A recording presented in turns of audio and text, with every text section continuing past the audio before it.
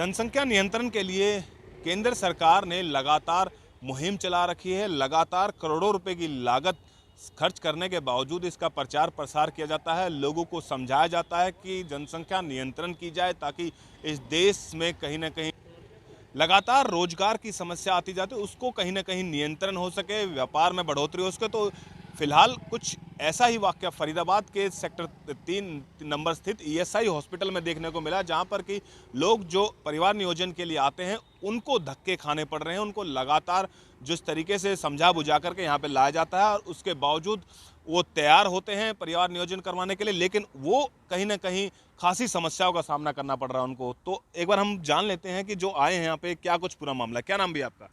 धारा सिंह। धारा सिंह जी, कहाँ से आए हो आप? मैं सर 79 ओमैक्स से आया हूँ, फरीदाबाद से। क्या हुआ है, क्या बात हुई थी?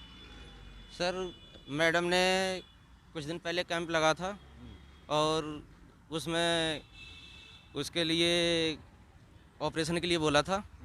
फिर वो मैडम जी यहाँ लेके आई हमको, हमारे जो लेडीज़ हैं उनको भर्ती कराया, पर्ची उर्ची कटा के उसके बाद में वो चली गई। 8:30 बजे हम आ चुके थे यहाँ पर सुबह में। फिर उसके बाद सुबह से यहीं पड़े हैं और अभी तक कोई काम हमारा नहीं हुआ।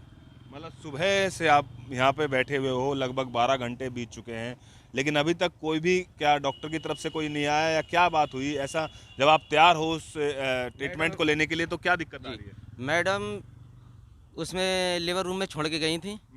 उसके बाद में जब उनके लिए सबको नशे का इंजेक्शन दे दिया, उसके बाद में जब उनको होश आया बोले हमारा कुछ हुआ नहीं है। फिर थोड़ी देर में मैंने मैडम को फ़ोन करा, मैडम जी बोली कि ऐसा है, मैं फ़ोन करके पता करती हूँ अपने हिसाब से। उन्होंने उससे जब बात करी तो कह रही हैं ऐसा है, तुम्हारे जो मैडम है उनके लिए बीपी की शिकायत है, बीपी हाई हो गया इसलिए उनका 3 का ऑपरेशन नहीं होगा। उसके बाद में फिर मैडम बोली मैं आ रही हूँ, बात कर रही हूँ। फिर डॉक्टर से बात करी, फिर मैंने उनको कपड़े दिए, मैंने अब ऐसा करो आप कपड़े ले लो, कपड़े पहनो, चलो छुट्टी करो। फिर उसके बाद में बोले नहीं इनका ऑपरेशन होगा। अब उनको लेके गए हैं सर, अब पता नहीं उनका ऑपरेशन कैसा क्या है। 3rd फ्लोर पर है वो। 3rd फ्लोर पर है जी। यानी कि कहीं ना कहीं मीडिया जब यहाँ पे पहुंची या मीडिया का एक तरीके से जब उनको दिखा डॉक्टरों को, तो उसके बावजूद कुछ हरकत में आए हैं वो लोग। जी सर।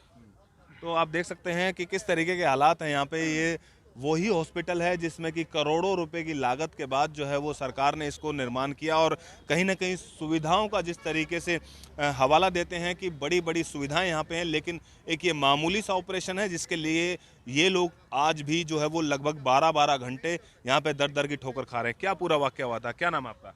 सर मेरा नाम आरती शर्मा है। मैं जो इनके अटेंडी हैं उनके साथ आई हूँ, क्योंकि जैसे सर ने बताया कि मॉर्निंग में उनको 8:30 एडमिट किया था, और ये लेबर है जो डेली कमाती है और डेली खाती है। तो उसके बाद उनको इलिटरेट है, इनको समझाना ही इतना मुश्किल था। कैंप के बाद इनको समझाया गया कि परिवार नियोजन क्यों ज़रूरी है, तो ये लोग तैयार हुए उसे समझ के, और इनको इसीलिए सुबह 8:30 एडमिट करा दिया गया है। लेकिन डॉक्टर तो कह रहे हैं कि ये मिसकम्युनिकेशन है, बट ऐसा है नहीं सर, क्योंकि जब उनका शेड्यूल प्लान हो गया था कि हाँ होना है एडमिट, उसके बाद जो रेड क्रॉस की मैम है पूजा शर्मा, वो इनको एडमिट करा के गई थी। और थोड़े ही समय में फ़ोन आया, जो पेशेंट हैं उन्होंने खुद किसी से फ़ोन किया कि मैम हमारा ऑपरेशन नहीं कर रहे। वो बता रही है कि हमको दवा चढ़ा दी गई है, लेकिन उसके बाद हमें होश आया है, अब बोल रहे हैं कि तुम्हारा ऑपरेशन नहीं होगा, बीपी हाई है, ये सब। तो मैम ने कहा मैं कंफर्म करती हूँ कि क्या है डॉक्टर से। जब मैम ने कंफर्म किया और हम लोग तुरंत वहाँ से आए, इतनी ही देर में मतलब 15 मिनट का डिफरेंस रहा होगा, 15 मिनट के अंदर अंदर उनको ऑपरेशन थिएटर में ले गए। उनका 2nd फ्लोर था, 2nd फ्लोर पर जाके हमने कंफर्म किया तो उन्होंने बोला कि नहीं 3rd फ्लोर पर ले गए उन्हें, क्योंकि हमारे यहाँ नहीं होगा। लेकिन उस स्टाफ की बातों से ऐसा लग रहा था कि उनको कुछ ना कुछ हलचल हुई है, उनको ये लग गया था कि जो इनके अटेंडी हैं वो आ रहे हैं, और मीडिया के बारे में भी शायद उनको पता लग गया था, उनके स्टाफ ने बताया था।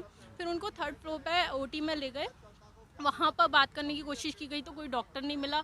किसी भी जो गार्ड बैठे हुए थे उन्होंने किसी भी पेशेंट की एंट्री नहीं कर रखी कि OT में इस टाइम कौन सा पेशेंट अवेलेबल है, उसको कौन डॉक्टर अटेंड कर रहे हैं, कुछ बताने को तैयार नहीं थे, डॉक्टर्स बताने को तैयार नहीं है। जो अंदर एक लेडी डॉक्टर थी उन्होंने भी कहा मुझे नहीं पता ये किसके पेशेंट है, हमें काम करने दीजिए, डिस्टर्ब मत कीजिए, और हमें बाहर कर दिया। उसके बाद बोल दिया कि हाँ उनका ऑपरेशन होगा, और जो उनके जो हेड्स वगैरह आए हैं उन सभी ने ये बोला है कि केवल मिसकम्युनिकेशन है, कोई ऐसी बात कन्वे नहीं की गई है हमारे जो पेशेंट्स हैं उनको। अभी तक कुछ भी कंफर्मेशन वहाँ से आया नहीं है कि ऑपरेशन हुआ है नहीं हुआ है। क्या लगता है आपको कि कहीं ना कहीं लापरवाही अस्पताल की है या और कोई दिक्कत है, क्या लगा है? नहीं एक्चुअली सर, लापरवाही बिल्कुल अस्पताल की कही जाएगी, लेबर की इसलिए नहीं कह सकते। उन लोगों को इतना समझ नहीं है बड़ी चीज़ों की। डॉक्टर्स स्टाफ इसलिए होता है कि अगर पेशेंट घबराया हुआ भी है तो उसको ये समझाया जाए ऑल ओके, सब हो जाएगा, ठीक है, आप हाइपर मत होइए। वहाँ उनको गलत चीज़ें कन्वे की जा रही हैं, तुरंत ही गलत चीज़ें कन्वे की जा रही हैं। उसके बाद जब उनके अटेंडी पूछ रहे हैं तो आप उनको सही रिपोर्ट नहीं कर रहे हो, उल्टा उन पर हावी हो रहे हो, तो ये एक आगे के लिए परेशानी खड़ी हो जाएगी और लेबर जो है उसको तैयार करने के लिए। बिल्कुल, कहीं ना कहीं जिस तरीके से फैमिली प्लानिंग की बात सरकार की तरफ से की जाती है, सरकार करोड़ों रुपए खर्च करती है और समझा बुझा करके ये लोग रेड क्रॉस की तरफ से हैं लोग, और ये लोग यहाँ पे लेके आते हैं, और उसके बावजूद यदि इस तरीके का उनके साथ ट्रीटमेंट डॉक्टरों की तरफ से किया जाएगा या डॉक्टरों की तरफ से लापरवाही की जाएगी तो कहीं ना कहीं आगे चल के जिस तरीके से जो करोड़ों रुपए की खर्चा जो प्रचार प्रसार में किया था वो व्यर्थ जाएगा। क्या नाम है आपका? मेरा नाम अमित है। और हमने सुबह से इनको लेबरों को पहले परसों इनको समझाया, जब इनका कैंप लगा इनको बताया कि ये क्यों ज़रूरी है, ये क्यों योजना सरकार ने चला रखी है, और सरकार इसके लिए पैसे भी खर्च कर रही है। और इतने पैसे खर्च करने के बाद हमें ये देखने को मिलता है कि यहाँ 3 नंबर ESI है ये, और इस ESI के अंदर डॉक्टर्स ने कितनी लापरवाही की, इतने सीनियर डॉक्टर्स हैं, इतना कोविड पेशेंट को कोरोना का टाइम चल रहा है और फिर भी इन डॉक्टर्स ने कितनी लापरवाही की है। 8:30 बजे से, और सडन जब इनको पता लगा कि हम लोग आ रहे हैं, रेड क्रॉस की टीम आ रही है, तो इन्होंने सर 15 मिनट में उसका कस्टमर का BP भी लो हो गया, जो पेशेंट है उसका BP भी लो हो गया, उसका सब ओके हो गया, और इन्होंने 15 वो जो उनका था वो कर दिया, मतलब ऑपरेशन कर दिया। मतलब वो ऐसा क्यों हुआ, पहले क्यों नहीं हुआ और अब क्यों हो रहा है? ये कहीं ना कहीं लापरवाही है। जब ये कोरोना काल का ये दावा कर रहे हैं कि कोरोना काल में हमारे बहुत सारे प्रिकॉशंस लेने होते हैं, सब कुछ करना है, तो वो प्रिकॉशंस अब नहीं लिए गए। तो कहीं ना कहीं ये सरकार की चीज़ों को ख़राब करने की है, ये लापरवाही ये ठीक नहीं है। सरकार को अपनी योजना के साथ साथ इनको भी, डॉक्टर को भी कहीं ना कहीं ठीक करना होगा, इन डॉक्टर टीम्स को। बिल्कुल, आप लेके आए थे, आप कहाँ से हैं और क्या पूरा वाकया हुआ था? सर मैं रेड क्रॉस सोसाइटी में हूँ। मैं स्वयं सेविका हूँ, मैं माँ की ओनली मेंबर हूँ। तो कल मैं इनके कैंप में गई थी, यहाँ इस हॉस्पिटल से फैमिली प्लानिंग का कैंप लगाया हुआ था, तो मैंने वहाँ गई थी, मेरे डॉक्टर साहब से बात हुई थी, उन्होंने कहा था 8:30 बजे आप इनको यहाँ लेके आइए, इनकी फास्टिंग कराना, इनको 12 बजे के बाद कुछ भी पानी भी नहीं देना, और हम सुबह आते इनका ऑपरेशन कर देंगे, सारी फॉर्मेलिटीज़ पूरी कर देंगे। मैं साथ आई, सारी फॉर्मेलिटीज़ मैंने खुद ने पूरी की हैं इनकी, और सुबह मेरा चेकअप भी हुआ इनके आगे, इनका अल्ट्रासाउंड भी हुआ था, डॉक्टर ने बोल दिया था कि ओके है, अब इनका ऑपरेशन हो जाएगा। 3:30 बजे तक मैं यहाँ थी, कोई ऑपरेशन नहीं हुआ। मुझे बोला गया कि यहाँ भीड़ ज़्यादा है, मैंने कहा इस ओके, शाम तक हो जाएगा। मैं चली गई, फिर लेबर से बोल दिया कि अब आपका ऑपरेशन नहीं होगा। तो लेबर्स बहुत ज़्यादा घबरा गई, रोने लगी। उनका मेरे पास फ़ोन आया कि आप मैम हमें कहाँ छोड़ के चले गए हो, यहाँ हमें कोई भी नहीं देख रहा है, ना तो ऑपरेशन हो रहा है और ना ही ये आप बोल रहे हैं नहीं होगा, उसके बाद भी हमें पानी तक भी नहीं पीने दे रहे हैं। तो सर मैं यहाँ आई हूँ, उससे 10 मिनट पहले इनको ऑपरेशन के लिए ले गए।